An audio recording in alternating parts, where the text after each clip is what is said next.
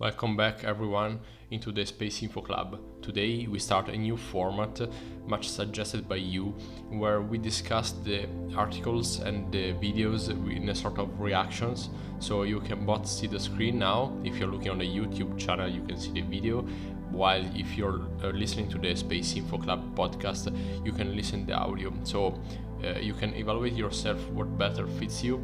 We try to give you the best content for the best way to listen or to watch it. So we start to presenting, indeed it's the first video of this format, what the SpaceInfo Club is. So I remember I strongly encourage you to visit our website where you can find what we do, our mission, our magazine, our collaboration and our education in courses. So in our mission to spread space knowledge, a lot of content, the majority, actually something like 99% of the content on the SpaceInfo Club is completely free. You can access it for free. Most of it is public, as our articles, for example, but our magazine is still free. You just need to register. So you join the SpaceInfo Club by clicking on join.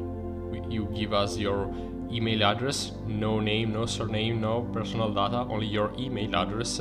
You can access all the content inside the SpaceInfo Club. Before starting, I remember also that our latest podcast episode is out now, and it is a very much interesting podcast. You can listen to it on the Spotify channel of the SpaceInfo Club or all the major audio streaming podcast platforms. And our latest episode is about an interview we had with a member, someone, Emilio Fazzoletto, who is working inside Agrotech, and for the people who don't know, is a growing, very fast growing Italian space company, building all things from the design up to the deployment into orbit, apart from the launcher clearly, of spacecraft around Earth, around the Moon, and also with the purpose of going around an asteroid in the next future.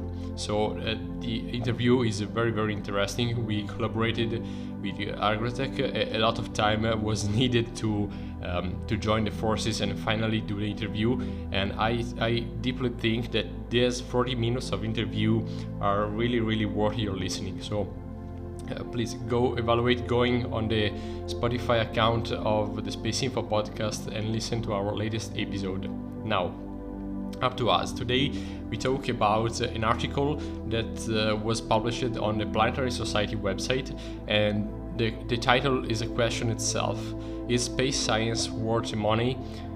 Because a lot of people are asking if space is really worth the money. So today we start our part talking about space, talking about the economy, and in light of what's happening recently about the new space economy. In the last years, a lot of people saw the privatization, a lot of more private companies doing science, putting things into space, particularly around Earth orbit, and a lot of people are now seeing that a lot of money are being poured into space. But we start our journey with far beyond, and today we still talk about space, but we talk about what's something like the essence of space itself, and that's about exploration, that's about science, and that's about research. So we leave the topic of privatization, commercialization of space, which is one of the most powerful and interesting things for having space widely adopted, I would say adopted, but at least widely recognized as a very, very powerful asset for the future people. Today we just talk about science and research. So something that in my view has to be seen as a reference star in the sky of exploration and science. Indeed, what is space science? So let's start with the article.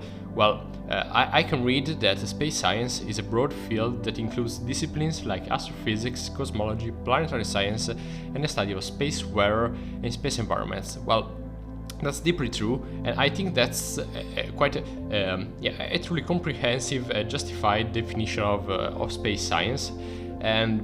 So let's start with another question, and a very immediate question. That's why do we go to space to make science? Why we do space science? Well, I think that what you can find in this article, and what's also my point of view, as I was saying before, is that we need science as a reference star in the sky of exploration. A lot of people keep saying that we pour a lot of money into space, that we could instead put into sanitary research, medical research. There are still a lot of things that we don't know on our planet. Why should we put money into space? Well, first of all, if you calculate all the budgets of public agency, I leave private ones out because they are using their own money or investors' money, so they are not public money, and basically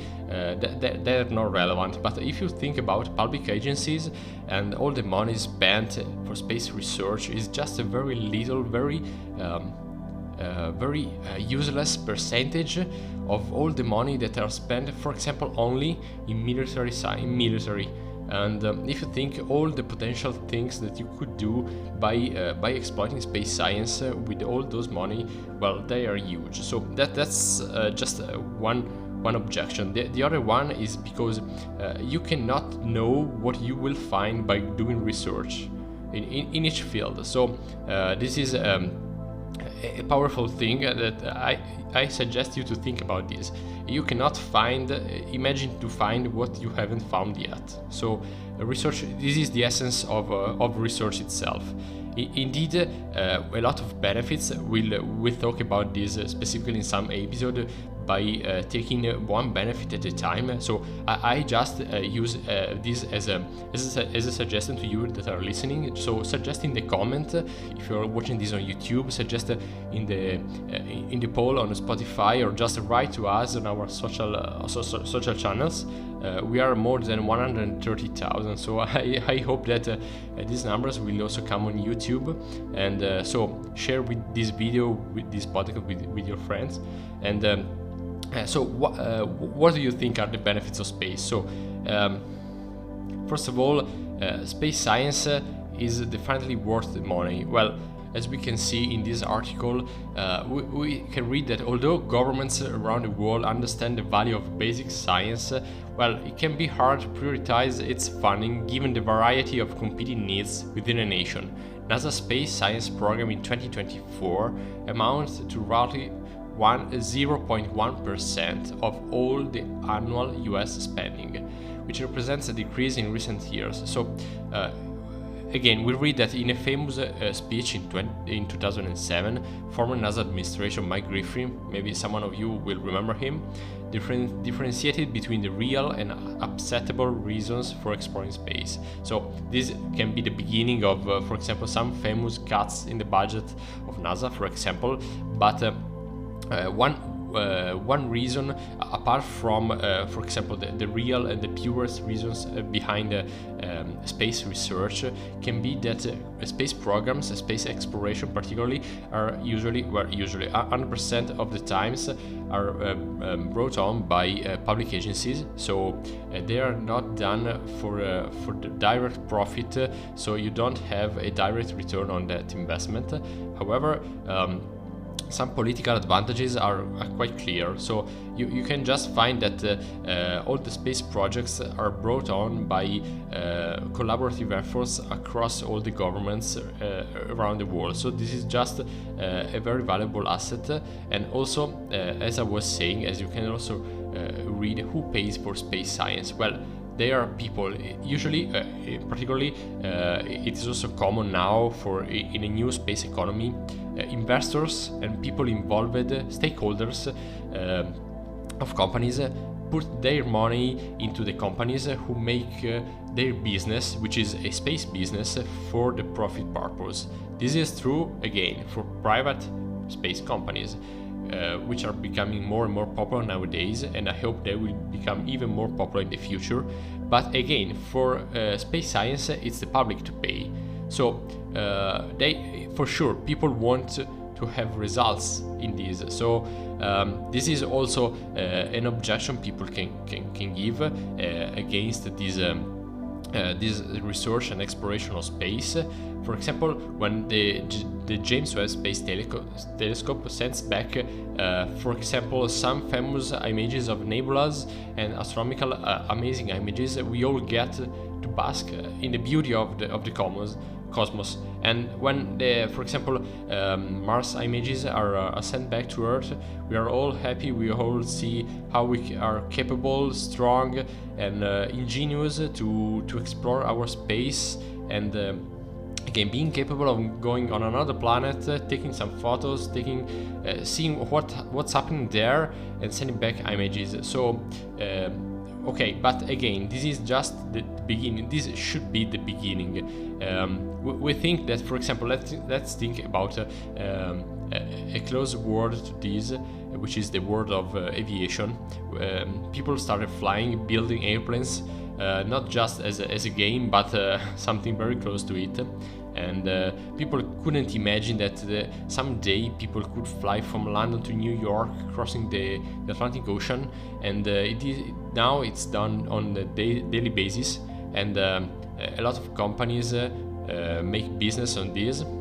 They are making money on this, and above this, a lot of people are taking a great advantage from moving to a city to another. So again, I think that space science should be seen as a point of reference, trying to put our references again forward and distant from us. This should be a point in the star where we should point, and again, pointing to this, we can build a deeper, stronger exploration. And also particularly we should talk about new space economy, for example, and companies making and trying to make profit now in Earth orbit. So if we put into perspective, for example, we have people living on our planet and companies making and building spacecraft that fly